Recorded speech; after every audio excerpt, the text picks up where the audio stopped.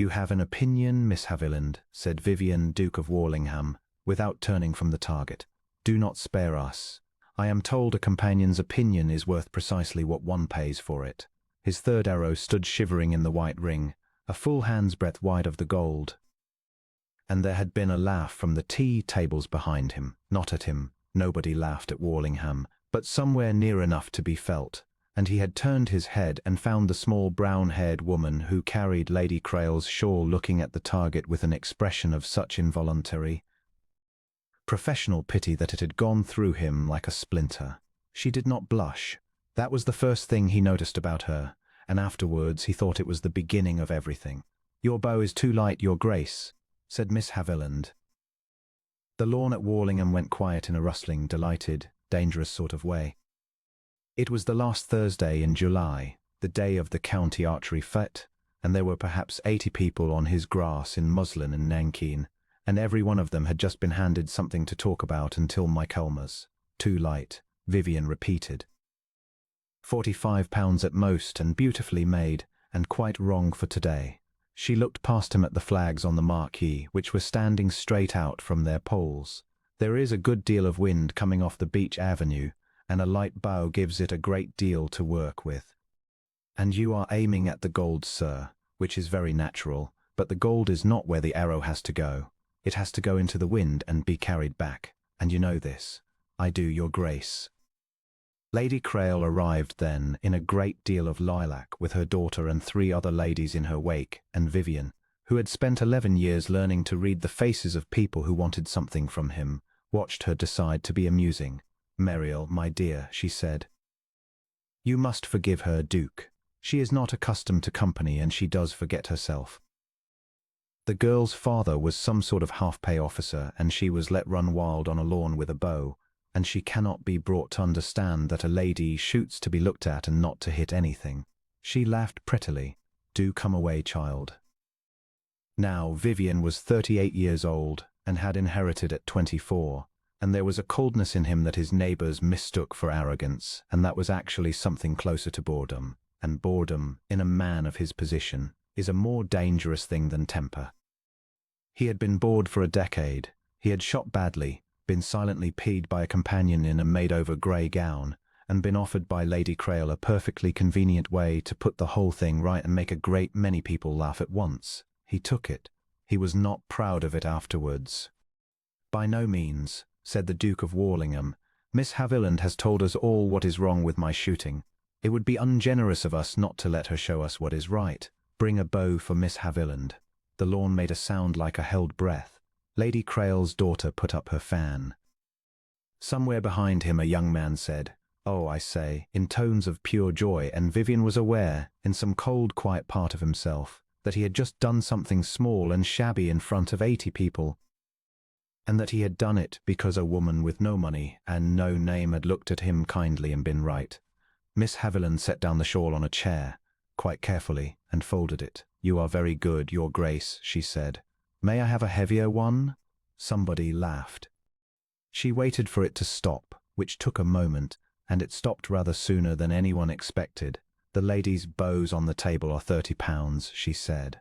"I should like 60, if there is such a thing in the house, and a bracer, and I shall want a moment to string it." They brought her his own second bow, a great dark yew thing his father had used, 6 feet of it, and one of the grooms carried it out to her with the expression of a man delivering a joke. Vivian watched her take it. He knew what a £60 bow feels like in the hand of somebody who has never held one. He had seen strong young men make fools of themselves with that bow. Miss Haviland put the lower horn against the outside of her right foot, laid the bow across the back of her left thigh, put the heel of her hand to the upper limb, and bent it and slid the loop of the string up into the nock in one unhurried movement, the way a woman does a thing she has done 4,000 times. The lawn stopped rustling. She buckled the bracer on her left forearm. She took 3 arrows, looked down each one along its length, and put 2 of them in the ground at her feet, point down, in the manner of an archer who means to shoot rather than a lady who means to be looked at. "At what distance, Your Grace?" Vivian heard himself say, 100 yards, which was the gentleman's distance, which was the distance he himself had been shooting, and which was a further piece of shabbiness, he would think about at 2 in the morning for a week. "Thank you," said Miss Haviland. She stepped to the shooting line. She stood side on uneasy, her weight even, and she did not look at the target at all for a long moment. She looked at the beach avenue, at the flags, at the way the tops of the limes were moving, and she waited. Vivian, watching her, felt the boredom of 10 years slide off him like a coat. She drew. The great bow came back and her whole back came into it, smooth as a door swinging, and the string touched the corner of her mouth, and she let it go. The arrow went out low and left, into the wind, and the wind took it, and it came back and struck the red a hand's breadth from the center. Nobody spoke. She took the second arrow, drew and loosed, and it went into the gold. Lady Crail said very brightly, "Well, luck is and did not finish, because Miss Haviland had picked up the third arrow. She drew a fourth time longer than the others. Vivian saw the string come back and hold, and then she loosed. And the arrow flew 100 yards down the shorn grass of Warlingham and struck the gold in the exact center, where the Duke's own arrow had stood since the first end, the only good shot he had made all afternoon, and split the shaft of it from nock to pile with a sound like a dry stick breaking, and stood there in its place, quivering. The silence on that lawn was the sweetest thing Vivian, Duke of Warlingham, had ever heard in his life. Then 80 people made a noise like a wave coming in. The young men ran down the lawn to see it. Somebody's hat went up. The county surveyor was heard to say that he had waited 30 years for that, and could now die contented, and Lady Crail, in the middle of it all, stood with her mouth slightly open and her lilac ribbons trembling. Vivian discovered that he was laughing. He had not done it in company for years, and it startled him nearly as much as it startled the lawn. He laughed until he had to take his hat off, and then he walked down to the target himself, in front of everybody, and drew out the ruin of his own arrow, and carried the 2 halves back up the grass and held them out to her. "Miss Haviland," he said, "I am wholly and publicly beaten, and I have not enjoyed anything so much since I was 19. What in heaven's name did you wait for on that last shot?" "A lull, your grace," said Muriel Haviland. "There is always one. You have only to be willing to look like a fool while you stand there waiting for it. I am told I have a great gift for that. I could not possibly say. There was, it emerged, a wager." Lady Crail had laid a pair of gloves against her own companion's hitting the target at all, and had done it loudly, and was now obliged to pay it in front of a lawn full of neighbours who had suddenly all remembered her saying so. She produced the gloves with a face like curdled cream. Muriel curtsied. "You are very kind, ma'am, but I could not take them. They would not suit me at all. My hands are ruined with a bowstring, as you have often said." She said it perfectly pleasantly, and Vivian watched a great deal of lilac go slowly and thoroughly scarlet, and understood that he had spent the afternoon in the presence of a woman who did not need him or anybody else to fight for her. He began, from that week, to be at home a great deal more than his household expected. He sent for her on the Monday, properly, a note to Lady Crail requesting that Miss Haviland attend him on the Archery lawn, with her ladyship's maid in tow for propriety, and he said, standing there with his father's bow, "Teach me what you saw." She taught him. She was ruthless about it. She told him his draw was short by 2 inches, and that he shot with his arms and not his back, and that his loose was as clean as a man throwing a plate at a wall. She made him shoot at 20 yards for an hour with no target at all. And when he objected that he was a duke, she said gravely that she was very sorry to hear it, and that it would not affect the wind. He had not been spoken to like that since his tutor died. They shot on the lawn at Warlingham 3 mornings a week through August, and in the intervals he found he was learning other things. That her father had been a lieutenant on half pay with a bad chest and a passion for the bow, and had taught her from the age of 6, because he had no son and no money and one great pleasure to give away, that when he died there had been £11 in the house and a burial to pay for. That the bow, a slender, sweet-shooting yew bow with a silver plate let into the handle, had gone to a dealer in the county town for £4.10, and that she had walked home from that shop and had never once mentioned it since. She told him this in the middle of correcting his stance, in the flattest voice imaginable, and then said, "Your left shoulder is creeping again." Vivian went into the county town himself on the Friday. It took the better part of 3 weeks and 2 more journeys and a sum of money, that would have been extremely funny to anybody who knew what the bow was worth, because the dealer had sold it on to a clergyman, and the clergyman had died, and his widow had it in a cupboard with a fishing rod and did not at all wish to be reasonable.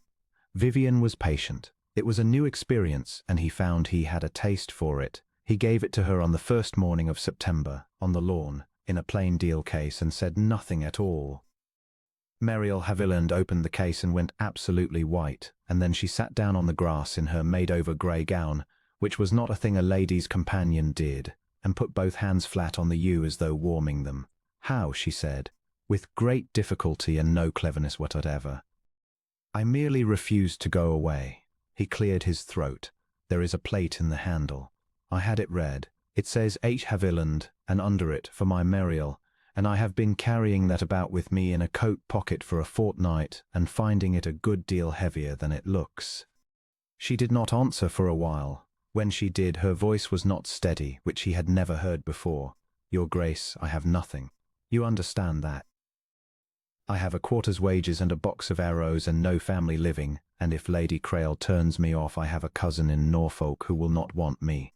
"Yes," said Vivian, "I have thought about all of it, and I find that it has no bearing on anything I mean to say." He came and stood in front of her. "I have been bored since I was 24. I did a shabby thing to you in front of 80 people because it was easier than being bored, and you answered it by splitting my arrow at 100 yards and then refusing to take a pair of gloves off the woman who insulted you, and I have not had a moment's peace since. I do not want a companion, Miss Haviland, and I do not want a pupil. I should like to marry you, and I should like you to think very carefully before you answer, because I am told I am cold and difficult and a great deal of trouble." Mariel got to her feet with the bow in her arms. She looked at him for a long moment with those steady eyes that had pitied his shooting on a July afternoon. "You are none of those things," she said. "You are only a man who has never once in his life been told the truth by anybody who was not afraid of him." Then, with the ghost of something at the corner of her mouth, "Your left shoulder is creeping, Miss Haviland." "Yes," said Mariel. "Yes, of course, yes." They were married in October, in the church at the end of the beach avenue, and the county came in force. Lady Crail came too, having discovered in September that she had always been extremely fond of dear Mariel and had personally encouraged the whole affair. And the new Duchess of Warlingham received her with such warm, faultless, unhurried courtesy that everybody present understood exactly what was happening, and nobody could have proved a word of it. At the wedding breakfast, a young man had the nerve to ask her Grace whether it was true she could split an arrow at 100 yards. "Once," said Mariel, "and I am told it is not to be relied upon." "It is entirely to be relied upon," said Vivian from beside her, "and I have the 2 halves in a case on my library wall, and I look at them most days, because they are the only trophy I ever came by honestly." He looked down at his wife and did not particularly care who saw him do it. "Everything else in this house I inherited, her I had to lose to." Long afterwards, when their grandchildren asked about the broken arrow in the case, the Duke of Warlingham always told the story the same way, and always ended it the same way. That he had set out one July afternoon to make a proud young woman look foolish on his own lawn, and that she had shot straight through the middle of his life, and that it was the best day's work anyone had ever done for him.